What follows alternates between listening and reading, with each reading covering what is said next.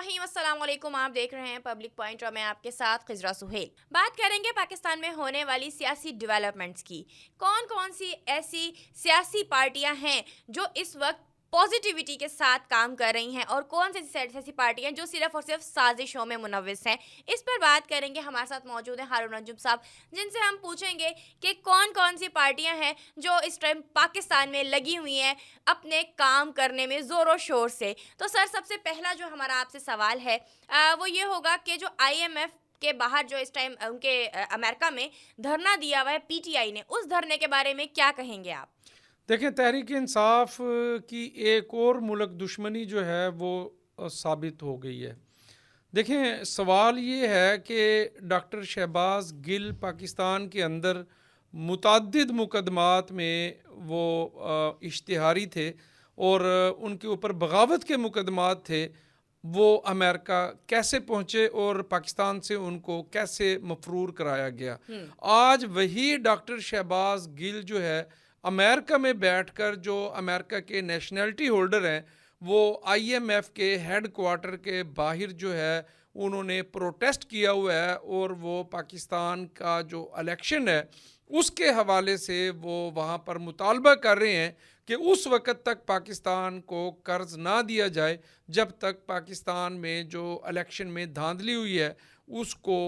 Investigate नहीं किया जाता। देखें, ये पाकिस्तान के अंदरूनी मामलात हैं। पाकिस्तान के अंदर मुकम्मल मैकेनिज़्म मौजूद है कि अगर आपको इलेक्शन के नताइज पर तहफ़्फ़ुज़ात हैं तो पाकिस्तान में इलेक्शन ट्रिब्यूनल्स बनाए जा चुके हैं, यहाँ पर अदालतें मौजूद हैं और आप इंसाफ के लिए उनसे राब्ता कर सकते हैं। लेकिन बैरून मुल्क बैठकर एक बहुत बड़े मालियाती इदारे के सामने इस तरह प्रोटेस्ट करना, वहाँ पर मोबाइल स्क्रीन्स लगा के अफवाज पाकिस्तान के सिपाही सालार के मुतालिक जो है वो नाजेबा किस्म के जो स्लोगन है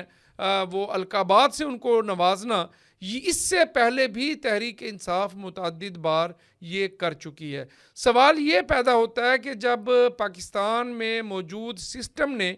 तहरीक इंसाफ को इलेक्शन लड़ने की मुकम्मल इजाज़त दी है, एक सूबे में उनकी हुकूमत है और कौमी असम्बली में 90 से ज़ायद उनकी सीटें हैं, तो ये पार्टी किस तरह पाकिस्तान से बाहर जो है पाकिस्तान का इमेज ख़राब करने में मसरूफ़ है। बात यह है कि हमारे मामलात हैं, गिले शिकवे हैं, शिकवे शिकायतें हैं, हमें अपने अंदर जो है इदारे मौजूद हैं, हमें वहाँ बैठ के तमाम चीज़ों को रिज़ॉल्व करना चाहिए। बहरहाल जो है मैं तो ये कहता हूँ कि रियासत कब समझेगी या कब रियासत को ये अदराक होगा कि तहरीक इंसाफ ने पाकिस्तान को, रियासत को पहले इस कदर नुकसान कर चुकी है, तो कब इन लोगों को कटहरे में लाया जाएगा और कब इनकी सहूलतकारी जो है वो ख़त्म करवाई जाएगी। अच्छा सर, बहुत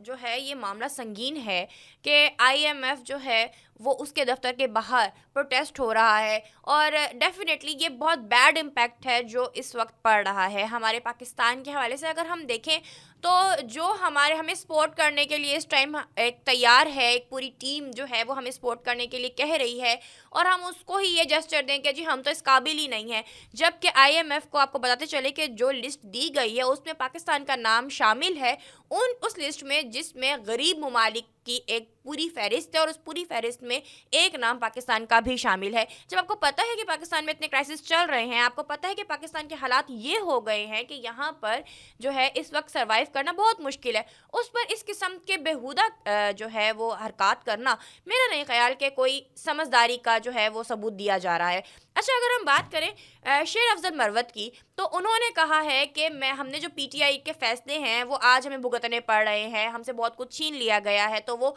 हमारे ही अपने फैसलों का नतीजा है। तो आपको लग नहीं रहा कि अब पीटीआई के बहुत सारे जो किसे कहते हैं ना कि एक तो फेमिनिस्ट होती हैं, एक ये भी इसी तरह के जो है ना पीटीआई के कारकुन हैं जो बहुत ज़्यादा जो है उसके ऊपर हावी होते थे, हम पूरी हुकूमत पर हावी थे और आज वो खुद ही कह रहे हैं कि हमारे फैसले तो जो है वो नाकाम थे। देखिए, बड़ा अहम सवाल है आपका। अगर तहरीक इंसाफ का जो सीनियर तरीन रहनुमा है, जो मेंबर कौमी असम्बली है, अगर वो ये एतराफ़ कर रहा है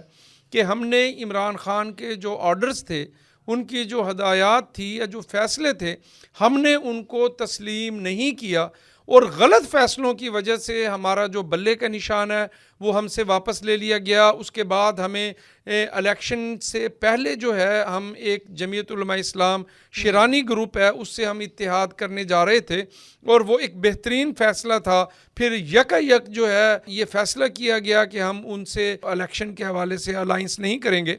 और फिर उसके बाद उन्होंने कहा कि भाई ये जो इलेक्शन होने के बाद हमने जो सुन्नी इत्तेहाद कौंसिल को ज्वाइन किया है जिसका एक भी मेंबर पार्लियामेंट में इलेक्शन लड़कर नहीं पहुंच सका और उस फैसले की वजह से हमें जो रिज़र्व सीटें हैं ख़वातीन की वो नहीं मिल सकी। और जबकि इससे पहले हम वहदतुल मुस्लिमीन से हम अलाइंस कर चुके थे। अगर तहरीक इंसाफ मजलिस वहदतुल मुस्लिमीन के साथ अलाइंस करती उसमें जम हो जाती तो ये सारी ख़वातीन की 70 के करीब जो स्पेशल सीटें थी ये पीटीआई को मिल जाती। तो देखें अगर आप गलत फैसले कर रहे हैं, आप इमरान खान की हदायत को फॉलो नहीं कर रहे या आपके जो वकला हैं वो इस कदर कमज़ोर हैं या आपका जो लीगल मामलात हैं उसमें आप अपने मामलात को अदालतों में सही तरीके से प्रेजेंट नहीं कर पा रहे तो इसका जो इसमें कसूरवार रियासत कैसे है। इसमें आप आईएमएफ के सामने प्रोटेस्ट कर रहे हैं, आप कौमी असम्बली के अंदर जो है आपने फसाद बर्पा किया हुआ है और आप सड़कों पर भी बाहर निकल रहे हैं और इलेक्शन होने के बाद आपने पूरी की पूरी रियासत को यरगमाल बनाया हुआ है और आप ये भी इकरार कर रहे हैं कि ये सब हमारे गलत फैसलों की वजह से है। भाई मेरा गलत फैसला जिसकी वजह से मुझे नुकसान हुआ खिजरा तो उसकी जिम्मेदारी मैं आप पे कैसे डाल सकता हूँ। तो बहरहाल ये रियासत के लिए बहुत बड़ा चैलेंज है कि उसने कई दफ़ा ये मौका फराहम किया तहरीक इंसाफ को कि वो अपने मस्बत अंदाज के साथ सियासत करे, लेकिन आप देखें कि इस वक्त पाकिस्तान की सबसे अहम ज़रूरत वो ये है कि आईएमएफ का पैकेज है और पाकिस्तान अपनी जो 76 साल तारीख़ है उसमें सबसे बड़े पैकेज के लिए निगोशिएट कर रहा है और आईएमएफ ने भी जो हमारी जो मौजूदा मुआशी सूरत हाल है उसमें उसने इत्मीनान का इजहार किया है कि पिछले तकरीबन 2 साल के अंदर पाकिस्तान की जो मईशत है उसने काफ़ी इम्प्रूवमेंट्स की हैं। तो जब हमारे नए वज़ीर ख़जाना आ गए हैं जो एक नेशनलिटी छोड़कर आए हैं, दुनिया के एक अच्छे बड़े बैंक की सदारत से उन्होंने इस्तीफ़ा दिया है और उनके अंदर ये विल है कि उन्होंने पाकिस्तान को जो है मुआशी बुरानों से निकालना है। वज़ीर आज़म जो है वो डेली मीटिंग्स कर रहे हैं, एफबीआर में इस्लाहात लेके आ रहे हैं और पूरी पाकिस्तानी कौम को ये पैगाम दिया जा रहा है कि इस वक्त सिर्फ़ और सिर्फ मईशत और पाकिस्तान को अपने पाँव पे खड़ा करना है। तो इस वक्त जब हुकूमत इन तमाम कोशिशों में मसरूफ़ है तो तहरीक इंसाफ पूरी दुनिया के अंदर जो है जो मुमालिक हैं उनमें एहतजाज के ज़रिए जो है वो क्या पैगाम देना चाह रही है। और ये तहरीक इंसाफ जो काफ़ी अरसे से ये बात कर रही है कि पाकिस्तान श्रीलंका बन जाएगा, श्रीलंका, अभी इमरान खान ने 2 दिन पहले जेल में मीडिया से बात करते हुए कहा कि पाकिस्तान श्रीलंका बनने जा रहा है। तो मेरा ख्याल ये है कि तहरीक इंसाफ इसी एजेंडे पे लगी हुई है कि किसी तरह पाकिस्तान डिफ़ॉल्ट हो और यहाँ पर जो है रजीम चेंज हो और उसकी बेनिफिशरी तहरीक इंसाफ हो। अच्छा, सिकंदर सुल्तान राजा हैं, उन्होंने कहा है कि मैं जो है तहरीक इंसाफ का मुकाबला करूँगा, मैं किसी किस्म का कोई जो है ओहदा भी नहीं ले रहा हूँ और मैं जो है वतन छोड़ के भी कहीं नहीं जाऊँगा, मैंने यहीं पर रहना है, यहीं पर ही सारे मामलात देखने हैं। क्या कहेंगे आप इस बारे में? देखें इस वक्त जो पाकिस्तान का सबसे बड़ा मसला जो पाकिस्तान को निगल रहा है वो है फेक न्यूज़, प्रोपेगेंडा स्टोरीज़। खिजरा कल मैंने अनवर मसूद की जो है एक वीडियो देखी है जिसमें उन्होंने पूरी पाकिस्तानी कौम से ये रिक्वेस्ट की है कि खुदारा मुझे पॉलिटिक्स में मत घसीटें, क्योंकि कुछ दिन से तहरीक इंसाफ का जो सोशल मीडिया है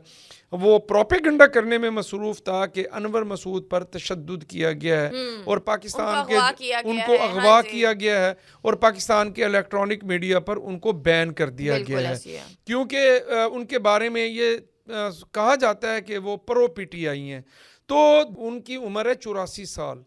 और वो 66 साल से इस कौम के लिए खिदमात सर अंजाम दे रहे हैं और हमारे लिए रोशनी का मीनार हैं, और वो हमें हमेशा उन्होंने जो है अपनी तहरीरों के ज़रिए और अपने पैगामात के ज़रिए हमारी उन्होंने रहनुमाई की है। बिल्कुल बिल्कुल उन्होंने कहा कि भाई मैं तो खुदा न खास्ता एक थप्पड़ भी बर्दाश्त नहीं कर सकता, जी जो मेरी उम्र है और जो मेरी सेहत है, और जो है मुख्तलिफ यूट्यूबर्स ने ये कहा है कि उनको मुसलसल तशद्दुद का निशाना बनाया जा रहा है। तो उन्होंने अपने पैगाम में कहा कि मैं पाकिस्तानी फ़ौज का, अफवाज पाकिस्तान का, वतन पर शहीद होने वाले जो हमारे नौजवान हैं, मैं उनकी जो है पहले दिन से रिस्पेक्ट करता था और आज भी मैं अफवाज पाकिस्तान की इज्जत करता हूँ। बिल्कुल देखें 84 साल शख्स जिसने अपनी ज़िंदगी के 65 साल से ज़्यादा मुल्क को दिए हैं, आपने अपने गलीज़ मकासद की तकमील के लिए आपने उसकी ज़िंदगी के आखिरी हिस्से में उसको जलील और रुसवा किया है,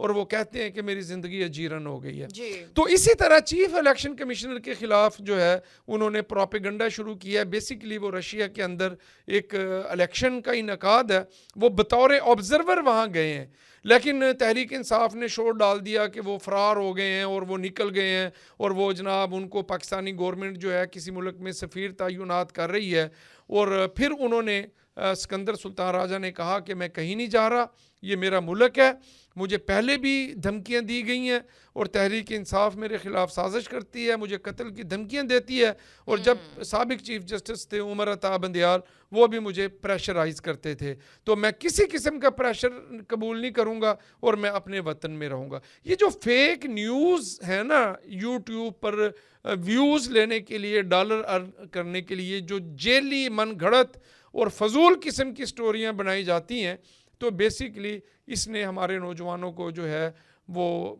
इस्तराब में डाला हुआ है। सर तो फिर बहुत सारी ऐसी चीज़ें हैं जो हम देख रहे हैं कि हमारे यूट्यूब जो चैनल्स लोगों ने बना रखे हैं, या देखिए एक्स का बंद होना भी ये बहुत बड़ी वजह थी कि वो लॉस भी हमारा जो है पाकिस्तान भुगत रहा है कि उसमें फेक न्यूज़ ज़्यादा डिलीवर की जा रही थी। वो न्यूज़ जिसका हक़ाइक़ से कोई ताल्लुक नहीं है, नहीं, 6 साल पुरानी फेक ट्रेंड्स, पुरानी वीडियोस, उनको पुरानी एडिट वीडियोस, करके पुराने झूठा पिक्चर्स को, प्रोपेगेंडा। हाँ जी, उनको थोड़ा सा एलैबोरेट किया गया और फिर उसको चिपका दिया, तो ये समझाया गया और ये बताया गया कि जी ये जो काम हो रहा है ये बिल्कुल जो है वो हक़ाइक़ पर मबनी है। ऐसा नहीं है। मैं पहले भी कहती रहती हूँ कि हमारे देखने वालों के लिए ये है कि उनको अगर कोई चीज़ नज़र आ रही है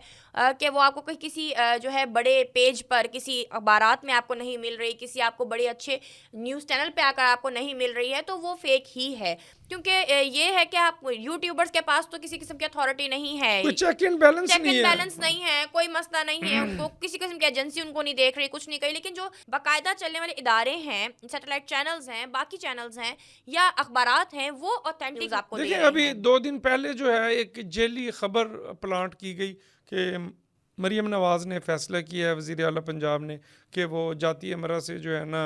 जो उनका ऑफिस है वो हेलीकॉप्टर पे जाएंगी और वो रोड्स का इस्तेमाल नहीं करेंगी। तो हालांकि उस खबर में किसी किस्म की कोई सदाकत नहीं थी। बहरहाल आज मरीम नवाज़ साहिबा ने एक इंतहाई अच्छा फ़ैसला किया है कि उन्होंने अपने हेलीकॉप्टर को वक्फ कर दिया है पूरे पंजाब में जो मरीज़ों की जो एमरजेंसी सूरत हाल में अगर मरीज़ों को हॉस्पिटल शिफ्ट करना है जहां उनकी ज़िंदगियां ख़तरे से दो चार हैं, तो उन्होंने जो अपना हेलीकॉप्टर है वो उसके लिए वक्फ किया है। और दूसरा उन्होंने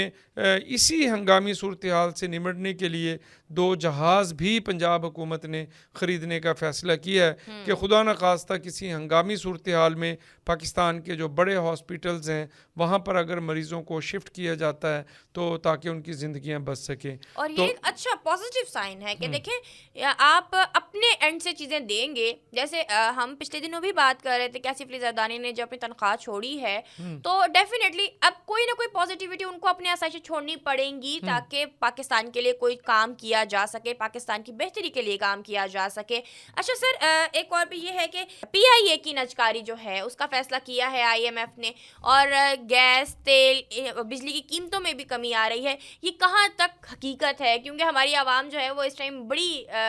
प्रॉब्लम में है और बड़ी इस तरह की कॉम्प्लिकेशंस जो हैं उनको फेस हो रही हैं कि जी कुछ सिर्फ कहा जाता है लेकिन किया कुछ देखिए बहुत सख्त फैसले करने की ज़रूरत है। और ये जो सिस्टम है ना, ये सिस्टम इस वक्त इस पोजीशन में है कि ये सख्त फैसले करे। जब हुकूमतें कमज़ोर होती हैं ना तो वो अपने सियासी मफादात की वजह से जो है वो फैसले नहीं कर पाती। तो जब इलेक्शन के बाद जो हुकूमत का क़याम होता है, कम से कम 2 साल तक उसके पास टाइम होता है कि वो मुश्किल फ़ैसलों के ज़रिए जो है मईशत को बेहतर करे, और फिर उस फैसलों के बाद अवाम को आगे 2-3 साल में जो इलेक्शन के करीब के साल होते हैं उनको वो रिलीफ मुहैया करे। देखें, ये निजकारी पाकिस्तान के लिए बहुत ज़रूरी चीज़ है। इस वक्त ये पाकिस्तान के पास ऐसे इदारे हैं जो साल हर साल से पाकिस्तान को अरबों डॉलर का नुकसान पहुंचा रहे हैं। हाँ और वो नुकसान में चल रहे हैं, लेकिन हम सिर्फ इस वजह से उनकी निजकारी नहीं कर रहे कि अवाम क्या कहेगी, अपोजिशन प्रेशर डालेगी और हमारा जो सियासी जो है वो डैमेज होगा मामलात। तो इस वक्त जो मौजूदा हुकूमत है उनका ये पक्का और मुसम्मम इरादा है कि जो इदारे जो है बोझ हैं मुल्क की मईशत पर और जो सरासर नुकसान में जा रहे हैं, जो अरबों डॉलर हमारे सालाना खा जाते हैं, उन इदारों को प्राइवेटाइज़ कर दिया जाए, उनकी जो है ना उनकी निजकारी कर दी जाए, और ताकि नुकसान से बचा जा सके और फिर उस पैसे को जो है मुल्क की मईशत को स्टेबलाइज करने के लिए हम इस्तेमाल कर सकें। तो बहरहाल एक अच्छा फैसला है, लेकिन देर नहीं करनी चाहिए। और ये जो प्रोसेस है ये इतना ट्रांसपेरेंट होना चाहिए कि पाकिस्तान तो क्या पूरी दुनिया में जो लोग मौजूद हैं, जो इदारे मौजूद हैं, वो ये कहें कि ये जो निजकारी है ये इंतहाई ट्रांसपेरेंट तरीके से हुई है। क्योंकि जब आप कोई चीज़ फ़रोख्त करते हैं, बेचते हैं, तो ये दुनिया ये देखती है कि आपने इसमें किसी को अपने को तो नहीं नवाजा, या ये जिस कीमत पे इसको बिकना चाहिए था